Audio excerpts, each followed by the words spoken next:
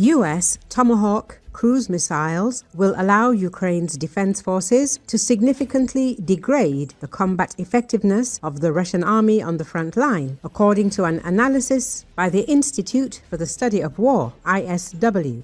According to analysts, Ukrainian forces are already capable of conducting long-range drone strikes across much of Russian territory. But the payloads of these drones remain limited and unsuitable for destroying specialized targets. Experts from the Institute for the Study of War believe that US-made long-range Tomahawk missiles could solve this problem. They estimate that within the range of the 2,500-kilometer Tomahawk variant, there are at least 1,945 Russian military targets, while the 1,600-kilometer modification would place at least 1,655 targets within reach. ISW suggests that strikes with missiles carrying larger warheads deep into Russian rear areas could allow Ukraine's armed forces to significantly damage or even destroy key military facilities on Russian territory. Ukraine's ability to launch missile strikes deep into Russia's rear with larger payloads would allow Ukraine to significantly damage, if not destroy, key military assets in Russia, such as the Shahed drone factory in Yelabuga, Republic of Tatarstan, or the Engels-2 airbase in Saratov Oblast, from which Russia sorties strategic bombers that fire air-launched cruise missiles at Ukraine, the report says.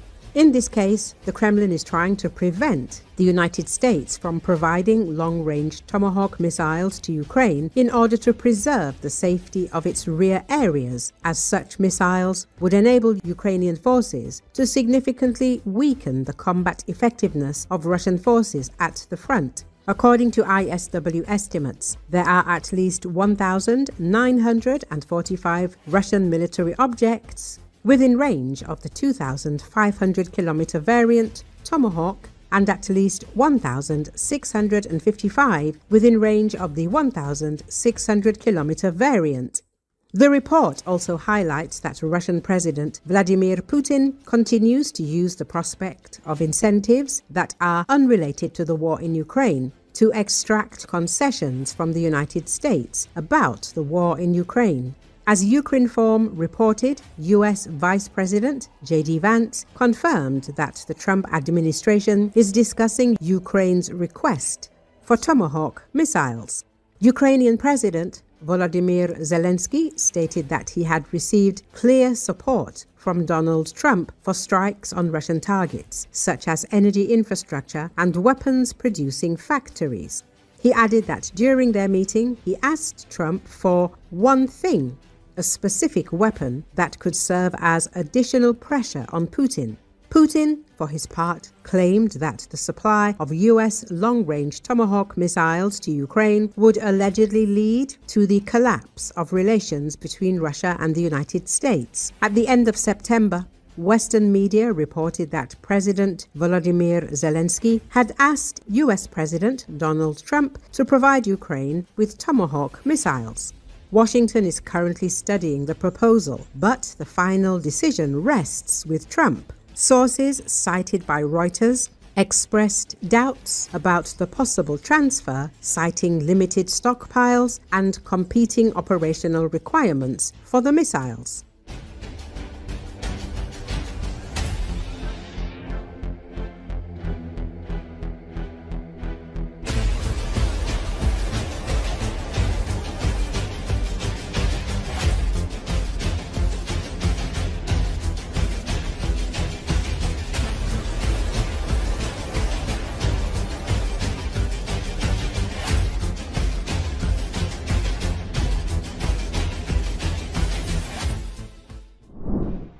Russia is gradually exhausting the resources necessary for a protracted war, and the situation in the country is approaching a critical point.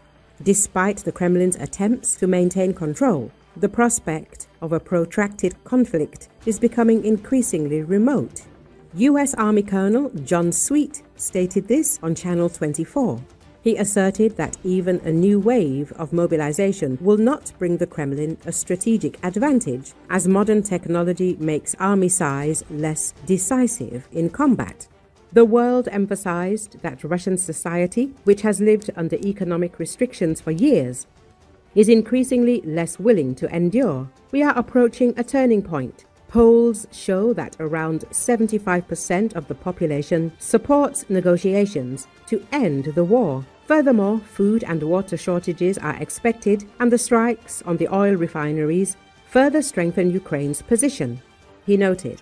The broadcast also recalled that the US is considering transferring Tomahawk cruise missiles to Ukraine. General Keith Kellogg explained that these missiles will enable precision strikes against strategically important military targets in Russia and will complement Ukraine's existing drones and other strike systems, reducing the Kremlin's ability to support the front with resources. The impact of the Ukrainian attacks is already noticeable. Approximately 25% of Russian oil refining capacity has been damaged over the past week. This means that approximately 1 million barrels of fuel are not reaching the front lines daily, creating shortages at gas stations, rising prices, and significantly hampering fuel deliveries to Moscow and occupied Crimea.